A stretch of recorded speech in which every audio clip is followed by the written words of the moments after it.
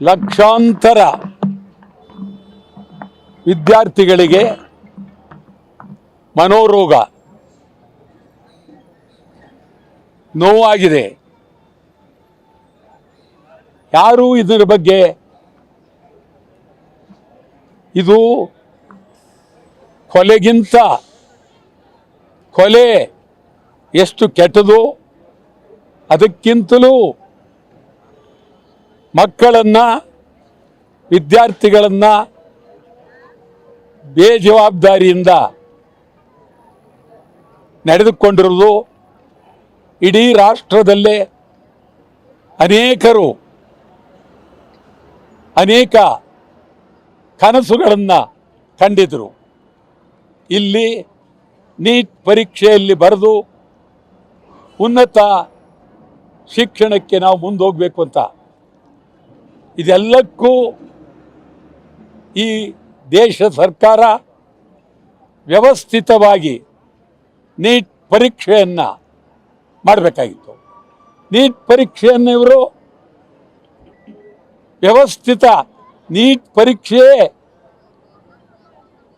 ಎಲ್ಲರಿಗೂ ಗೊತ್ತಾಗುತ್ತೆ ಅಂತ ಹೇಳಿದ್ರೆ ಸರ್ಕಾರ ಇನ್ನೇನು ಗಂಭೀರವಾಗಿ ಯೋಚನೆ ಮಾಡೋದಾದರೆ ನರೇಂದ್ರ ಮೋದಿಯವರ ಸರ್ಕಾರ ರಾಜೀನಾಮೆ ಕೊಡಬೇಕಾಗುತ್ತೆ. ಅವರ ಬಗ್ಗೆ ನನಗೆ ಗೌರವ ಇದೆ, ವಿಚಾರ ಬೇರೆ. ಈ ದೇಶದಲ್ಲಿ ಈ ವ್ಯವಸ್ಥೆ, ಈ ಪರಿಸ್ಥಿತಿ ಆಗಬಾರ್ದು. ನೀಟ್ ಅನೇಕ ವರ್ಷದಲ್ಲಿ ಹಿಂಗೆ ಆಗ್ತಾ ಇದೆ. ಈ ನೀಟ್ ಇಲ್ಲ ಕೇಂದ್ರ ಸರ್ಕಾರ ಪ್ರಾಮಾಣಿಕವಾಗಿ ಮಾಡಬೇಕು, ಇಲ್ಲ ರಾಜ್ಯ ಸರ್ಕಾರಕ್ಕೆ ವಹಿಸಿ ನೀವು ಗಂಭೀರವಾಗಿ ಮಾಡಿ ಅಂತೇಳಿ ಹೇಳಬೇಕು. ಅದನ್ನು ಬಿಟ್ಟು ಇಂಥ ಅನ್ಯಾಯ. ಈಗಾಗಲೇ ಒಂದು ಹುಡುಗ 4 ಬಾರಿ ಬರೆದು 5ನೇ ಬಾರಿ ಬರೆಯೋದಕ್ಕೆ ರೆಡಿಯಾಗಿದ್ದು, ಯಾವಾಗ ನೀಟ್ ಪರೀಕ್ಷೆ ರದ್ದಾಯಿತು ತನ್ನ ಪ್ರಾಣನೇ ಬಿಟ್ಟಿದ್ದಾರೆ. ಇನ್ನು ಲಕ್ಷಾಂತರ ಜನ ಈ ಪರಿಸ್ಥಿತಿಯಲ್ಲಿ ನೋವಿನಲ್ಲಿದ್ದಾರೆ. ಅವರ ಸಂಸಾರ ಸುಮಾರು ಕೋಟಿಗಟ್ಟಲೆ ಜನ ರಾಷ್ಟ್ರದಲ್ಲಿ ನೋವಿನಲ್ಲಿದ್ದಾರೆ.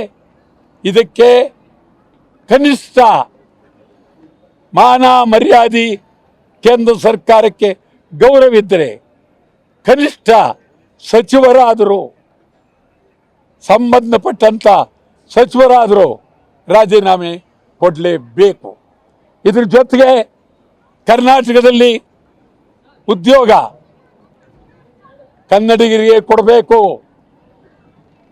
ಬೇರೆಯವ್ರಿಗೆ ಹೋಗ್ತಾ ಇದೆ, ಪರಭಾಷೆಯವ್ರಿಗೆ ಹೋಗ್ತಾ ಇದೆ, ತಮಿಳರಿಗೆ ಹೋಗ್ತಾ ಇದೆ, ತೆಲುಗರಿಗೆ ಹೋಗ್ತಾ ಇದೆ, ಮಲಯಾಳಿಗಳು ಹೋಗ್ತಾ ಇದೆ, ಬಿಹಾರಿಗಳಿಗೆ ಹೋಗ್ತಾ ಇದೆ, ಗುಜರಾತಿಗಳಿಗೆ ಹೋಗ್ತಾ ಇದೆ. ಕನ್ನಡಿಗರ ಗತಿಯೇನು? ತೀವ್ರವಾಗಿ ಕನ್ನಡಿಗರಿಗೆ ಉದ್ಯೋಗ, ಕರ್ನಾಟಕದ ಕನ್ನಡಿಗರಿಗೆ